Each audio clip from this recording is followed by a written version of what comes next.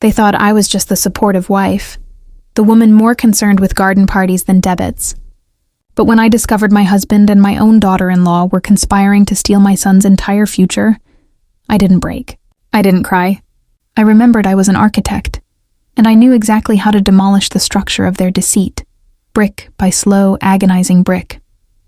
They were about to learn that you never mistake a mother's kindness for a lack of competence. I pulled my Mercedes into the long, winding driveway of our home in Greenwich. The autumn air was sharp, carrying the scent of damp leaves and the promise of a cold New England winter. My heels clicked against the marble as I walked across the portico, carrying the satin-lined box that held my favorite sapphire necklace, a piece Robert had given me on our 25th anniversary. The charity gala had been a blur of forced smiles and small talk, and I was exhausted.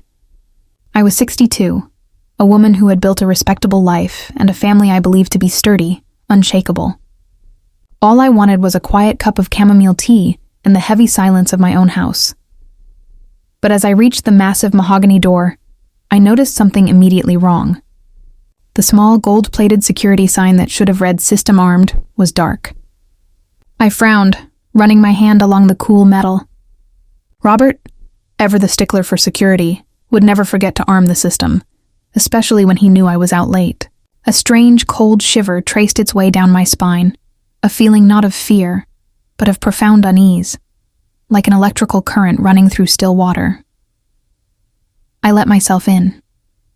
The house was too quiet, the kind of quiet that absorbs sound, making you feel acutely alone even in a room full of expensive antiques. I put the jewelry box on the hallway console and called out, "Robert, I'm home?" No answer. I walked toward the back of the house, where the kitchen and the sunroom overlooked the perfectly manicured grounds.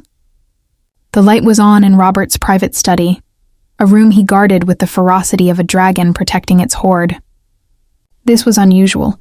He only used the study for late-night, high-stakes calls, or when he was reviewing the complex investment portfolios that had funded our comfortable existence. I pushed the door open gently. The room was empty.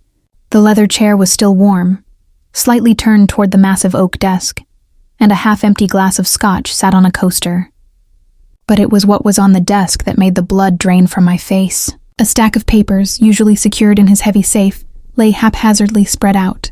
My eyes fixed on one document titled, "Revised Transfer of Deed, Martha's Vineyard Property." That property wasn't just a vacation home. It was the house Robert and I had promised Michael, our only son, for his 40th birthday, a legacy we'd discussed for years. The name under the new beneficiary wasn't Michael. It was Chloe Annabelle Hayes. Chloe, my daughter-in-law. My hands began to tremble, and a dizzying wave of nausea washed over me. I leaned heavily against the doorframe, trying to steady myself. I picked up the deed, my mind racing through the thousands of justifications my reasonable brain was trying to construct. A mistake? A draft? No, it was signed. Robert's spiky, authoritative signature, right next to the flowing, familiar script of Chloe. But that wasn't all. Underneath that deed was a printout of an email chain. The subject line, "Quarterly trust liquidity." I scrolled down the thread, my breath catching in my throat with every line. They weren't just transferring the house. They were discussing the accelerated liquidation of a portion of Michael's irrevocable trust, the very trust I had worked so hard to establish for him after my retirement. And the language? It was chilling. "Robert, the current valuation is optimal. Michael doesn't need to know until the funds are settled. You've handled the offshore accounts flawlessly, my dear." Chloe's reply, "Don't underestimate Eleanor. She's smart and she watches the books. We must be subtle. Once the funds are moved, we'll tell Michael it was a necessary business loss. He'll never question you. Robert, as always, you have a better head for this than your husband. I love your ambition." I dropped the papers as if they were scorching hot. They fluttered silently to the deep Persian rug. The betrayal was so complete, so insidious, it didn't just hurt. It was a total annihilation of 35 years of marriage, and a decade of welcoming Chloe into my heart like a second daughter. They hadn't just cheated on me. They had conspired to financially cripple my son, to steal the legacy I had labored for, right from under his nose. And they had done it together, laughing at Michael's supposed naivety, counting on my own motherly distraction. I staggered out of the study, the expensive Persian rug feeling like coarse sand under my feet. My composure, the carefully constructed facade of Eleanor Hayes, the elegant socialite and pillar of the community, was cracking. I heard the faint clinking of ice coming from the back bar near the pool room. Robert was there, and with him, I knew, was Chloe. They were celebrating their larceny, toasting their successful deception. I didn't storm in. I didn't scream or break things. That would be their victory. They would reduce me to the stereotype of the hysterical, wronged wife, and they would control the narrative. I was a woman who had learned long ago that true power lies in silence and meticulous planning. I stopped in the archway, my shadow falling across the polished wood. I took a deep, shuddering breath, locking away the raw, agonizing pain. It wasn't tears I felt welling up. It was a cold, pure, unforgiving resolve. I walked back to the front hall, retrieved the sapphire necklace, and placed it back on the console. I looked at my reflection in the dark glass of the grand mirror, a woman with a slight frown and eyes that held the terrifying clarity of a frozen lake. This was no longer about saving a marriage or getting an apology. This was about justice for my son. This was about retribution for the way they had mocked and dismantled everything I held sacred. They wanted to play a high-stakes game of manipulation and greed? Fine, I was an architect. I knew how to build, and more importantly, I knew how to dismantle a structure, piece by excruciating piece, until the entire foundation crumbled. I walked back up the stairs, my movements calm and deliberate. I needed a lawyer, a pit bull who specialized in financial demolition. I needed every account, every obscure trust fund, every offshore shell company Robert had ever touched. I would not just leave them. I would ensure that by the time I was finished, Michael would have his legacy, and they would only have the bitter taste of ruin. Robert and Chloe were about to learn that you never cross Eleanor Hayes. Never. I went to my private sitting room, closed the door, and took out my old, heavily encrypted laptop. I didn't call Robert's cell or confront Chloe. I simply typed 3 words into the search bar. Forensic Accountant Manhattan. The war had just begun, and they didn't even know they were on the battlefield. I didn't sleep that night. The sheets on the king-sized bed, usually comforting, felt like coarse burlap, and the silence of the house, which I once cherished, was now a deafening echo of their betrayal. Downstairs, I could hear Robert finally come up, his heavy footsteps stopping outside my door, followed by a soft, hesitant sigh. He tried to open the door, found it locked, a habit I had adopted after surgery years ago and never dropped, and then retreated to his own wing. He probably assumed I was asleep, perhaps slightly unwell from the gala, or maybe, in his self-absorbed way, he simply didn't care. His ease of mind was my greatest weapon. The next morning, I was downstairs before the sun had fully crested the eastern hills of Connecticut. I brewed coffee with my usual precision, and, when I heard Chloe and Michael stirring in the guest wing, they often stayed the night after a big event, I put on the mask. It was a perfect smile, slightly tired but warm, the picture of a devoted mother-in-law. "Morning, darling," I greeted Chloe, who appeared in a silk robe, her long blonde hair still damp from a quick shower. She looked perfectly innocent, her eyes sparkling with that same faux sincerity she used to charm the investment board. "Michael's still asleep, I imagine. Did you enjoy the dinner?" "It was lovely, Eleanor," she chirped, kissing me lightly on the cheek. I fought the instinctive urge to recoil. "You know how much I love your sapphire necklace." A thief admiring the family jewels. I smiled wider. "Thank you, dear. It's a classic." While Chloe made herself toast, blissfully unaware of the seismic shift that had occurred the night before, I slipped into my study, my heart now a granite block of focused rage. I didn't reach for a law firm from a random search. I reached for my contact list, scrolling until I found the name, Julian Vance. Julian wasn't just a divorce lawyer. He was a surgical strike specialist, a man known in Manhattan legal circles for dismantling empires quietly and completely. We had been classmates at Yale, and I knew his ruthless intellect was exactly what I needed. "Julian," I said, my voice steady, betraying none of the turmoil within. I need your full attention. I have a situation involving a complete dissolution of assets and an unprecedented breach of familial and financial trust. I want annihilation. I want to leave nothing but dust. Julian didn't gasp or express shock. He merely chuckled, the sound dry as autumn leaves. Eleanor, always so precise. Come to my office. 2 hours. Bring every financial document you can lay your hands on. And do not, under any circumstances, let Robert know you are consulting me. Not yet. I told Robert I had an urgent appointment with my doctor in the city.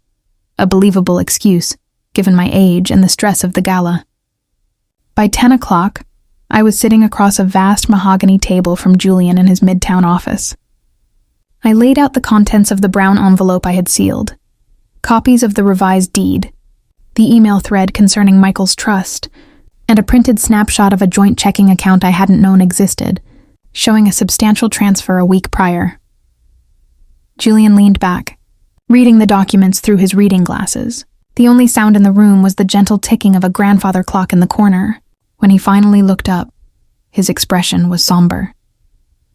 "This is not just adultery, Eleanor," he said, his voice low and gravelly. "This is conspiracy to commit financial fraud against your son, using your marital assets. The betrayal is total. Your grounds are not just divorce. Your grounds are the systematic destruction of their professional and financial lives." Julian immediately introduced me to a forensic accountant named Dana Sterling, a hawk of a woman with sharp eyes and an even sharper mind. Dana's instructions were clear. Go through every bank statement, every tax return, every investment portfolio, and find the digital trail. They had been sloppy, relying on the assumption that I was a charming, slightly ditzy wife, more concerned with garden parties than debits. "They used your blind trust, didn't they?" Dana asked, her finger tracing a number on a tax form. "The one designed for Michael's protection? That's where they siphoned the liquidity for the new venture they keep mentioning in the emails." Over the next week, I moved with the stealth of a cat burglar in my own home. My outward life continued. I hosted a garden club, managed the household staff, and listened patiently to Chloe's endless chatter about her new position at Robert's firm. But my secret life was a whirlwind of evidence gathering. I began making duplicates of every key they owned and storing them in a safety deposit box that only Julian and I could access. I used my old credentials, from the days when I managed Robert's nonprofit foundation, to gain access to his shared cloud drive. I downloaded thousands of documents, meeting notes, encrypted messages, and most damningly, a series of text messages between Robert and Chloe, discussing how to fabricate a story about the Martha's Vineyard house suffering flood damage to justify selling it quickly. I bought a small, high-quality voice recorder disguised as a USB drive. One evening, while Robert was in the shower and Chloe was out with Michael, I slipped it into the lining of the bespoke leather briefcase Robert carried everywhere. I needed their spoken words, their casual cruelty, their confident planning. I needed audio evidence of their scheme to supplement the paper trail. When Robert would kiss me goodnight, a detached peck on the forehead, he'd tell me he loved me. I would look back at him, my eyes clear, and say, "I love you too, Robert." But the words felt like ice on my tongue. I wasn't just lying to him. I was luring him into a false sense of security, allowing him to believe he was still in control. I kept thinking of Michael. My strong, honorable son who believed in his wife and trusted his father completely. He deserved the truth delivered with surgical precision, not the chaos of an emotional breakdown. Every collected document, every hour I spent poring over spreadsheets with Dana, was a brick in the wall of protection I was building around him. I was moving past the pain. I was now running on pure, cold adrenaline and the unwavering certainty of my impending victory. The destruction of their reputation, their finances, and their future was not revenge. It was a required restructuring, and the foundation was finally set.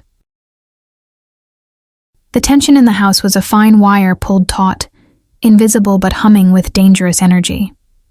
I had spent 2 weeks working with Julian and Dana, mapping the architecture of Robert and Chloe's financial deceit. We had located the paper trail for the Martha's Vineyard transfer, currently stalled by a small, Technicality I had discreetly insured through an old contact, and, more critically, Dana had uncovered a web of shell corporations used to hide the siphoned trust liquidity. The USB recorder in Robert's briefcase was yielding hours of casual, cruel chatter. I had enough evidence to sink them both, but the plan required precision. I couldn't simply detonate the bomb. I had to engineer a slow, visible implosion. My first move was scheduled for the annual Founders' Dinner, a formal event Robert always hosted at the Metropolitan Club in Manhattan for his board members and key family principals. It was the perfect stage, public enough to demand compliance, private enough to mask the true nature of my attack as a simple business decision. I wore my sharpest suit that evening, not a gown, but a perfectly tailored charcoal number that spoke of control and power, a subtle challenge to Chloe's extravagant emerald dress. Robert, still convinced I was distracted by my medical appointments, kissed my hand and boasted about our family's stability to a junior board member. During the third course, as the wine flowed and the noise level peaked, I caught the eye of Mr. Harrison, Robert's oldest and most cautious business partner. I then turned to Robert, my expression one of calm, almost matronly concern. "Robert, darling," I began, my voice clear but soft enough that only the table could hear. "I had a rather sobering conversation with my estate lawyer this week. The tax implications on the Aspen Ski Lodge are becoming completely untenable for Michael's future inheritance. It's an unacceptable liability." Chloe, sitting beside Michael, stopped mid-sentence. The Aspen Lodge wasn't just a lodge. It was an investment property Chloe had been managing for the last 2 years, believing it was her gateway to future control. She had subtly pushed Robert to hold on to it, seeing it as collateral. Robert frowned, instantly defensive. "Eleanor, we discussed this. It's properly structured. We're holding it for capital gains." "Not anymore," I interrupted, maintaining my serene gaze. "Michael is inheriting far too many assets that are structurally fragile. I've told my lawyer to prepare the documents, effective immediately. We are separating the Aspen property from your current portfolio and transferring it unencumbered directly to Michael's personal holding company. It should be signed over by Monday morning. I'm simply restructuring Michael's assets for tax efficiency. No offense to your current management, Chloe," I added, turning to her with a sickly sweet smile. Chloe's pale face flushed crimson. She gripped her wineglass, her knuckles white. "Mom, Eleanor, are you sure? The property is currently undergoing my redesign. A transfer right now would be complicated." Her voice was tight with thinly veiled panic. "Complicated or not, Chloe, it's necessary," I countered, letting a steely edge creep in. "Michael's well-being is paramount. We can't risk this year's tax exposure simply because of a redesign. Robert, please confirm with Mr. Harrison here that this is the best step for Michael's legacy." Robert was trapped. To disagree would be to risk an argument in front of the board, potentially exposing some deeper financial oversight. To agree was to surrender a key asset right out of Chloe's grasping hands.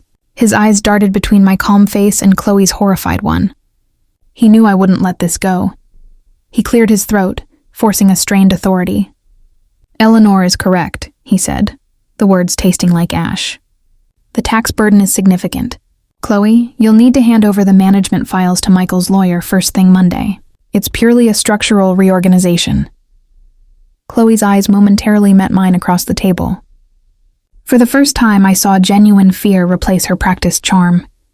She knew this was more than taxes. She knew I had moved the pieces on the board, and she hadn't even realized the game had started. Later that evening, after the guests had departed and Michael had gone back to his apartment, the heavy silence of the foyer was broken only by the sound of Robert pouring a double scotch. Chloe was still reeling, her anger bubbling beneath the surface. "I don't understand, Eleanor," Chloe challenged, her voice low and hostile. "Why the urgency? That was 2 years of work you just derailed." I looked at her, tilting my head slightly. I didn't raise my voice. I didn't even frown. I simply delivered a line so quiet, so devoid of emotion, that it was far more terrifying than any scream. "Because, my dear," I said, adjusting the lapel of my jacket. "I've spent the last 4 decades building a fortress for my son. And I'm starting to worry that some of the tenants I allowed inside are not quite as trustworthy as I once believed. I'm simply checking the integrity of the walls. I suggest you remember that every asset in this family ultimately traces back to the person who knows everything about its foundation. I walked past her, leaving her standing frozen in the opulent hall. The implication was clear. I knew the foundations of their deceit, and I was inspecting the damage. The Aspen Lodge was merely a warning shot. By isolating her from the easiest assets, I had signaled that her time of easy pickings was over, and that my cold preparation was now leading to a very public and humiliating reckoning. The time for subtle maneuvers was over. After isolating Chloe from the Aspen assets, the anxiety between her and Robert had become palpable, a silent war of nerves that was beautiful to watch. I had spent the last week ensuring all my documentation was legally sound, bound, and ready for deployment. The time had come to deliver the truth to Michael and initiate the final public phase of the operation. I sent a cryptic, non-negotiable text to Robert. Be at Julian Vance's office, 5 p.m. sharp, Friday. This is about the trust restructuring. Do not bring anyone else. To Chloe, I sent an equally cold instruction. Meet Robert at Julian Vance's office. He has an update on the Vineyard House. They walked into Julian's sterile, glass-walled conference room in Lower Manhattan, looking like two uncomfortable conspirators. Robert, slightly defiant, and Chloe, wearing a worried smile that didn't reach her eyes. They assumed they were walking into a tough negotiation about taxes or estate planning. They had no idea they were walking into their own execution. Julian, a silent sentinel, stood near the projector, holding a remote. I sat at the head of the long table, dressed in a muted blue silk dress, my hands folded calmly on the polished wood. I didn't invite them to sit. Thank you both for coming, I began, my voice perfectly level. This meeting isn't about the trust structure. It's about a comprehensive assessment of the integrity of this family, or rather, the complete lack thereof. Robert scoffed, attempting his old patriarch authority. Eleanor, don't be dramatic. I don't have time for emotional theatrics. What is this really about? I didn't answer him. Instead, I nodded to Julian. The lights dimmed, and the projector flared to life, casting an image onto the screen. A massive enlargement of the email thread concerning the accelerated liquidation of Michael's trust. The one where Robert called Chloe my dear and Chloe mocked Michael as the naive husband who knows nothing. Chloe gasped, a strangled sound that was immensely satisfying. Robert's face went white, then mottled purple with fury. This is manipulated, Eleanor, Robert roared, slamming his fist on the table. You stole my private communications. This is illegal! The communication was on a shared business drive you granted me access to years ago, Robert. I corrected him, my gaze unwavering. And that is just the appetizer. Julian, if you please. Julian clicked the remote. The image changed to a photograph of the signed, revised deed transferring the Martha's Vineyard property to Chloe. Then, the screen displayed the detailed ledger from Dana Sterling, illustrating the exact dollar amount siphoned from Michael's protective fund and routed through 3 different shell corporations and into a Swiss account opened in Robert and Chloe's joint names. As the damning evidence scrolled, Robert sunk into a chair, muttering to himself, his bravado crumbling. Chloe, however, resorted to the classic defense of the cornered predator. Victimhood. Mom, Eleanor, please listen to me, she pleaded, tears miraculously appearing in her eyes. It was Robert. He manipulated me! He said he was going to divorce you, and that the family needed to protect its assets from your spending. I was only trying to help him. I made a mistake. The audacity. I reached into my briefcase and pulled out the small USB drive, placing it precisely in the center of the table. You're a brilliant actress, Chloe, I said, a faint smile touching my lips. But your ambition always overrode your sense. You both relied on my old age and my supposed lack of business acumen. But the real crime, the deepest cut, was how you mocked the one person who loved you unconditionally. I signaled Julian to play the audio file. The conference room filled with Robert's smug, distinct voice. We have to get the house moved to Chloe fast. Eleanor is too busy fussing over her little charities. She won't notice until it's too late. Michael will just sign whatever we put in front of him. Then, Chloe's high-pitched, contemptuous laugh. He's so desperate to please you. He thinks this is all part of his inheritance plan. He's just the useful idiot." The recording stopped. The silence that followed was suffocating, heavy with their shame. "The useful idiot," I repeated, the phrase hanging in the air. "That is the term you use to describe my son, your husband, Chloe, my boy, whom I raised to be honest and trusting." The door to the conference room opened. Michael walked in. He looked tired, his eyes still holding the exhaustion from our previous vague conversations. I had called him an hour earlier, telling him I needed him to witness the final details of a major financial restructuring. He looked from his pale wife to his enraged father, and then finally to me. "Mom, what is this? Why is this so tense?" he asked, sensing the storm. I didn't mince words. I looked at my son, the only person I was truly fighting for, and said, "Michael, your father and your wife have been engaged in a long-standing conspiracy to steal your entire inheritance, including the Martha's Vineyard home and the liquidity from your trust. They have mocked your loyalty and called you a useful idiot. It is all right here." I gestured to the screen, where Julian had paused on the damning email. Michael walked slowly to the table, his eyes glued to the screen. He read the words, the familiar font of his father's and wife's names, and the reality hit him with the force of a physical blow. He didn't shout. He didn't cry. He simply stood rigid, his shoulders slumping as if he'd been shot. The color drained from his face until he was the same sickly shade as his wife. He turned to Chloe, his eyes full of bottomless sorrow. "Is this true, Chloe?" Chloe dissolved into theatrical sobs. "Michael, I love you. He coerced me." "It was only the money, I swear." Michael ignored her, looking instead at Robert, who sat silent, staring at the table. Michael shook his head, a single tear finally tracing a path through the dust of his shattered world. He then looked at me, not with anger, but with a deep, heartbreaking gratitude. "Thank you, Mom," he whispered. I can't look at either of them. "What do we do now?" I reached across the table, placing my hand over his, a gesture of solidarity. "We secure your future, darling. We let the law deal with their deceit. You file for divorce immediately, Michael, and they face the full, devastating consequences of their actions." The confrontation was over. The structure of their deceit was fully exposed. Chloe was sobbing into her hands, her performance having failed miserably, and Robert looked like a defeated old man. I had secured my son, and the only path forward for Robert and Chloe was one I had meticulously paved, a path leading straight to ruin. The confrontation at Julian's office was the necessary demolition. What followed was the cleanup. Michael, heartbroken but clear-headed, walked out of that conference room and never looked back. He filed for divorce the next morning, citing infidelity and, more damningly, fraudulent inducement to marry, a detail Julian had brilliantly layered into the case, based on the earliest texts showing Chloe's involvement with Robert before the wedding. The speed of my legal team was breathtaking. Robert and Chloe were paralyzed by the sheer volume and irrefutability of the evidence.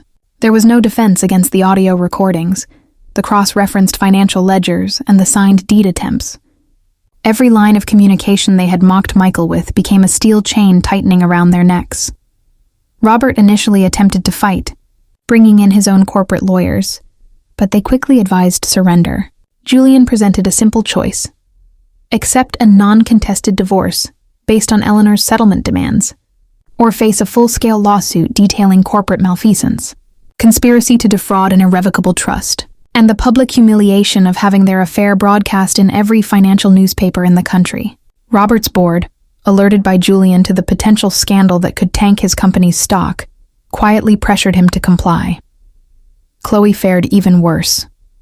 Michael's divorce was swift and brutal. She left their shared apartment with only 2 boxes of clothes and the humiliating designation of having received 0 marital assets due to her proven financial misconduct and betrayal. She tried to cry on Michael's shoulder, to beg for pity, but my son had inherited my resolve. He looked at her, truly looked at the scheming woman beneath the charming facade, and simply walked away. As for Robert, the resolution was total annihilation, exactly as I had promised Julian. The settlement agreement stripped him of the majority of the liquid assets he had tried to siphon off. The Martha's Vineyard home was legally and permanently transferred to Michael.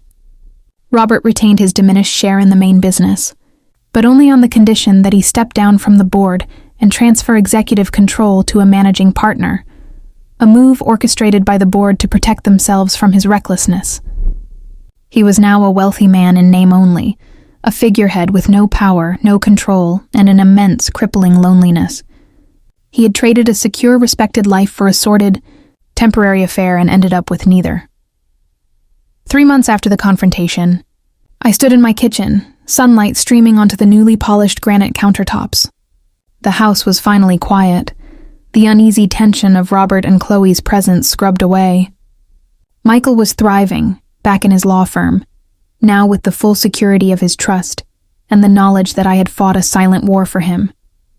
He and I spoke every day, our bond forged anew in the cold fire of shared betrayal. The phone rang. It was Julian. "Eleanor, it's done. The final transfer papers are signed. Robert settled for the minimal terms, and Chloe has officially exited the picture. You have what you wanted: peace, justice, and your son's future secured." I thanked him, hanging up the phone without any fanfare. There were no shouts of triumph, no celebratory toasts. The victory wasn't loud. It was quiet, deep, and satisfying. I walked into the living room, the one where I had first seen the crooked curtains, and sensed the rot within my foundation. I sat on the couch, the same one Robert and I had bought decades ago, and looked out the window at the familiar autumn landscape. The pain of the initial discovery was gone, replaced by the profound cold satisfaction of a job expertly done. I hadn't sought simple revenge. I had executed a restoration.